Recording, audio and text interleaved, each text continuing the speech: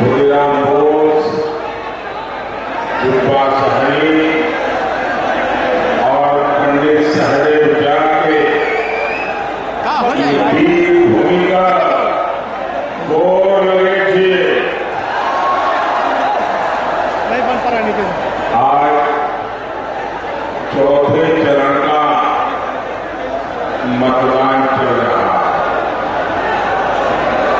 आप सभी जनता जनार्दन के आशीर्वाद से बीजेपी और एनडीए के पक्ष में आंधी चल रही है। आंधी यहां बिहार में भी जंगल राज वाली पार्टी चारों खाने चित्त होने जा रही है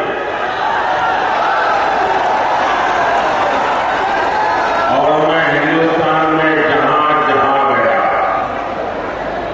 बिहार में जहां जहां गया,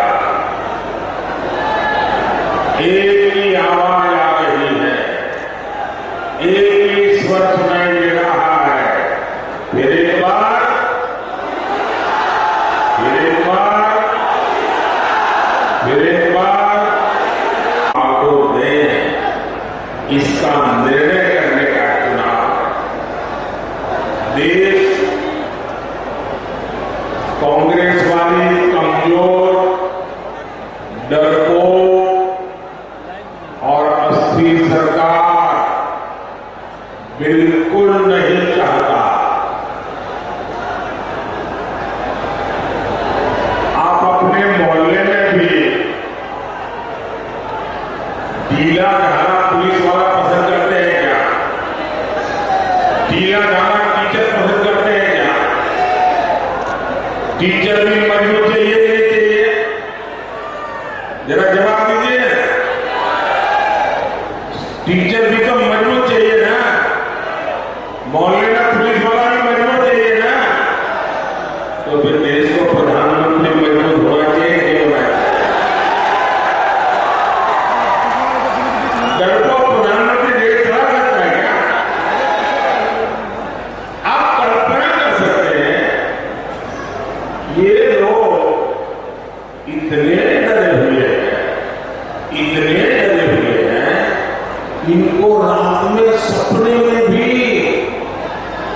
पाकिस्तान का परमाणु बम दिखाई देता है। अब ऐसी पार्टियां, ऐसे नेता जिनको रात में भी सोते सोते पाकिस्तान का परमाणु बम दिखाई दे, क्या इनको देश दे सकते हैं क्या? ऐसे लोगों को देश दे सकते हैं क्या? ये कांग्रेस के नेताओं के, हिंदी गठबंधन के नेताओं के कैसे कैसे बयान आ रहे हैं। कहते हैं कि पाकिस्तान ने चूड़ियां नहीं पहनी। अरे वे पहना देंगे।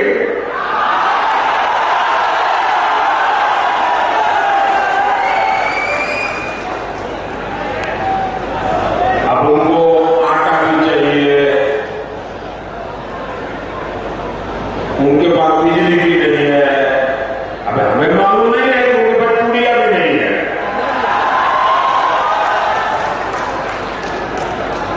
कोई मुंबई हमले में पाकिस्तान को क्लीन चिट दे रहा है, कोई सर्जिकल और एयर स्ट्राइक पर सवाल उठा रहा है। ये लेट वाले तो भारत के परमाणु हथियारों को ही खत्म करना चाहते हैं। ऐसा लगता है जैसे इंडी गठबंधन वालों ने भारत के खिलाफ ही किसी से सुपारी ले ली है। आप मुझे बताइए, ऐसे स्वार्थी लोग कड़े फैसले ले सकते हैं क्या? कड़े फैसले ले सकते हैं क्या? ऐसे दल जिनके अंदर वो ठिकाना नहीं, वो भारत को मजबूत बना सकते हैं क्या? मजबूत बना सकते हैं क्या? वो तो मजबूत बनाकर छोड़ेंगे। साथियों, मोदी पूर्वी भारत के राज्यों को जो हिंदुस्तान का नक्शा देंगे और सीधी लाइन बनाए, तो जो पूर्वी भारत है, जिसमें हमारा बिहार है, हमारा झारखंड है, हमारा बंगाल है, हमारा उड़ीसा है, इधर आ ना, ये जो पूर्वी भारत के राज्य है, ऐसे राज्यों को विकसित भारत के विकास का ग्रोथ इंजन मानता है। इसलिए मैं विकसित बिहार, विकसित भारत के मंत्र पर काम कर रहा हूं।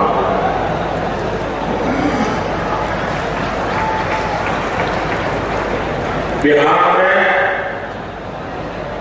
आधुनिक कनेक्टिविटी हो, लोगों का जीवन आसान बनाने का काम हो, युवाओं के लिए नए अवसर बनाने हो, कानून व्यवस्था को बेहतर बनाना हो। एनडीए सरकार हर दिशा में काम कर रही है। मोदी चारों दिशाओं में एक साथ काम करने का स्वभाव रखता है। मुजफ्फरपुर और बिहार के लोगों ने दशकों तक नक्सलवाद का जन्म सहा। पहले की सरकार ने नक्सलवाद को पाला, पोसा और उसका आपके खिलाफ इस्तेमाल भी किया। अपराध हो, नक्सलवाद हो, इसकी वजह से बिहार में उद्योग धंधे सब चौपट हो गए। आपको वो दिन याद है ना, जब शाम होते ही घर में छिपना पड़ता था, बाहर निकलना बंद हो जाता। ये जो फर्स्ट टाइम वोटर है ना, वो तो उस समय पैदा भी नहीं हुए होंगे, उनको तो पता ही नहीं होगा क्या मुसीबत थी। अपने तरह दादा दादी पिता माता को पूछिए, जंगल राज की जिंदगी कितनी भयानक थी, कितनी डरावनी थी। आरजेडी के जंगल राज ने बिहार को कई दशक पीछे धकेल दिया। ये एनडीए की सरकार है जो बिहार में कानून व्यवस्था को पटरी पर लाई है। अब नक्सलवाद प्रभावित जिले भी तेजी से कम हो रहे हैं।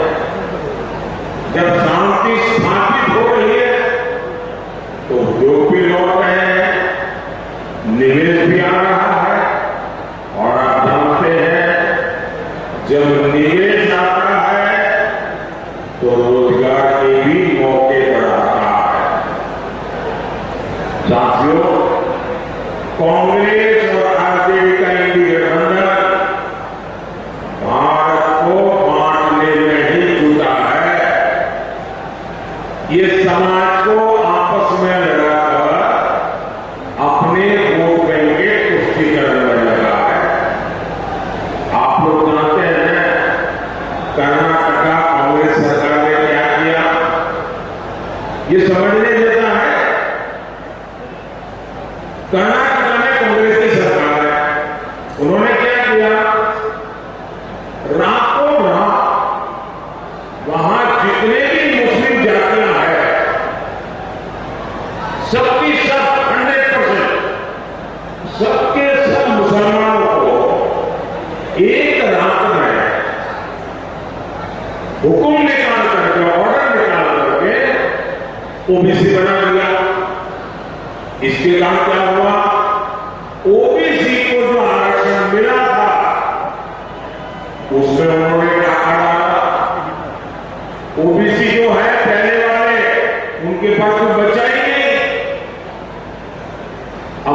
बताइए, क्या ये मॉडल हम बिहार में लागू होने देंगे क्या? आपका आरक्षण को कोई डाका डाले आपको मंजूर है क्या? आपका आरक्षण कोई लूट ले आपको मंजूर है क्या? और यहां बिहार में जो चारा वाले हैं, उन्होंने और भी खतरनाक बात कही है। वो तो कहते हैं कि दलित, महादलित, पिछड़े, अति पिछड़े, आदिवासी, इन लोगों को जो आरक्षण मिलता है वो उनसे लेकर के पूरा का पूरा वो मुसलमानों को देना चाहते हैं। साथियों, ये देश ऐसी कोई भी हरकत नहीं चलाएगा।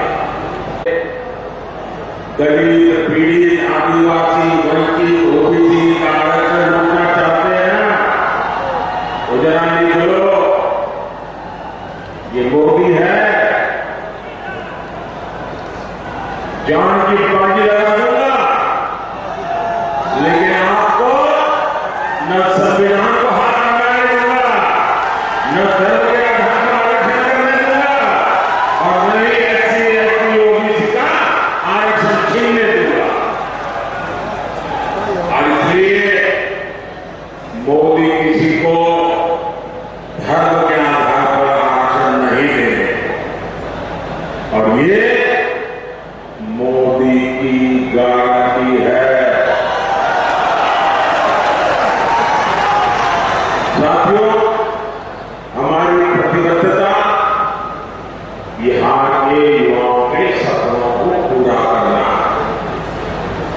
यहां नीतीश जी के नेतृत्व में लाखों सरकारी नौकरियां बिहार सरकार ने दी है, एनडीए सरकार ने दी है, केंद्र सरकार ने भी रोजगार मेलों के जरिए लाखों भर्तियों की योजना को, और हमने तो इतने सुधार किए, पहले नौकरी भर्ती में 2-2 साल तो कागजी काम चलता था, मैंने इसको कम कर करके 1 साल में 10 लाख लोगों की भर्ती करने की ताकत पैदा कर दी। बिहार में 8 नए मेडिकल कॉलेज शुरू हुए हैं।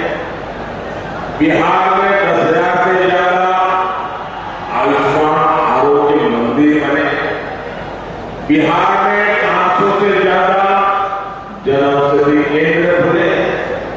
राज्य के गांवों में 60,000 से ज्यादा कॉमन सर्विस सेंटर खोले गए। मुझे बताइए जरा, इतना हो रहा है, इसमें कौन काम कर रहा है? नौजवान को रोजगार मिलेगा, काम होता हुआ है। आज देश में लाखों कॉमन सर्विस सेंटर गांव लोग कर रहे हैं, ये मेरे नौजवान नहीं चला रहे तो कौन चला रहा है? रोजगार नहीं होता तो कैसे चलता? भाइयों बहनों, यहां बड़ी संख्या में हमारी माताएं बहनें हैं। आप जरा याद कीजिए, 10 साल पहले महंगाई की स्थिति क्या थी? तब एक ही गाना चलता था, और बिहार में तो बहुत चलता था, महंगाई डायरेक्ट खाई जा रहा है, महंगाई डायरेक्ट आप जा रहा है। तब महीने की 20,000 की आमदनी पर कांग्रेस सरकार आके कहती थी कि टैक्स दो।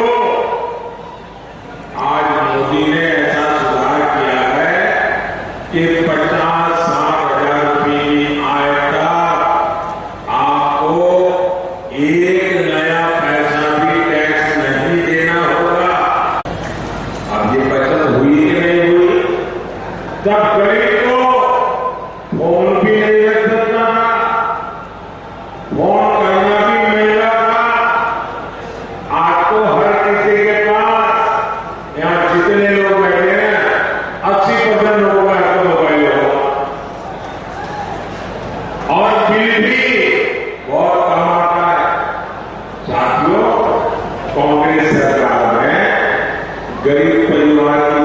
के लिए तो रसोई चलाना और भी मुश्किल था। तब मोदी नहीं था तो आपको मुफ्त अनाज और मुफ्त इलाज भी नहीं मिलता था। मुफ्त राशन की योजना ने गरीबों के 10 लाख करोड़ रुपए ज्यादा बचाए हैं। वरना ये पैसे को अनाज खरीदने जाते 10 लाख करोड़ रुपए इस देश के लोगों के जेब में बचे। हमें जो मुफ्त योजना चलाई है उस मुफ्त इलाज की आयुष्मान योजना ने गरीबों के 1.25 लाख करोड़ से ज्यादा बीमारी के समय होने वाले खर्चे मोदी कर रहा है। आपके पैसे बच गए। जनौषधि केंद्रों में हमारी सरकार की प्राथमिकता मछली पालन से जुड़े भाई बहन भी है। इन्हें मत्स्य संपदा योजना से हजारों करोड़ रुपए की मदद दी गई। ये हमारी ही सरकार है जिसने किसान क्रेडिट कार्ड से मछुआरों को भी जोड़ा है और देश में पहली बार मछुआरों के लिए अलग मंत्रालय बनाया। 75 साल बाद किसी ने नहीं बनाया, मोदी ने बनाया। मछुआरों के लिए अलग मंत्रालय, अलग बजट, अलग योजना, सिर्फ और सिर्फ मछुआरों के लिए। साथियों, बिहार में रेल, रोड, एयरपोर्ट जितने भी काम यहां चल रहे हैं वो तेजी से पूरे हो। विकसित बिहार विकसित होने के रास्ते पर तेजी से चले, इसके लिए मुजफ्फरपुर से हमारे साथी राजभूषण चौधरी निशा जी और